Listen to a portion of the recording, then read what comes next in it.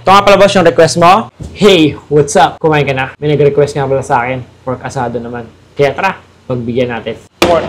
Gumamit ako dito ng pork loin. So kasama yung skin. So tara, stir ko lang. Ilagay tayo dito ng oil. Lagay natin yung pork.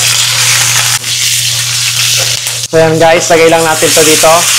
I-stir ko lang tong pork hanggang sa maging brown yung magkabilang side. So yan mga boss, okay na to. Yan o. Set aside lang natin. So, lagay lang tayo dito ng oil. Lagay tayo ng bawang, sibuyas. Hanggang natin to. So, okay na yan. Lagay naman natin dito yung pork. Yan.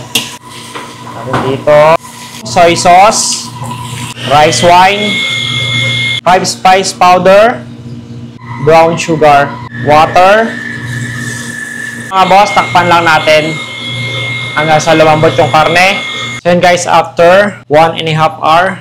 So after 1.5 hour, ito na mga boss, okay na to. So yan, malambot na yung karne natin. So ito na mga boss, re-rest ko lang. Then, timpla natin yung sauce. So lagay lang ako dito ng butter. Mix lang natin to. Sugar.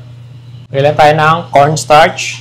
So palalapotin ko na itong sauce. So mga boss yan, okay na sa akin yung ganito kalapot. So yan mga boss, okay na to. Cut naman natin. Dito nga pala sa Chinese vessel, yung cook food is for white chopping board and white knife. So yan, cut lang natin to. Hindi ko na siya iwain ng sobrang nipis. So ito siya mga boss, init. So lang ako dito sa gali. Kaya kailangan mabilis yung kilos natin. Kung gusto mo nga para ng magandang video, paki-like and share. Paki-comment mo na nga rin pala kung taga saan ka at kung ano yung barko mo para mabati kita. Chives. Ito nga pala boss yung request mo. Chinese style pork asado. Yun lang. Bon appetit!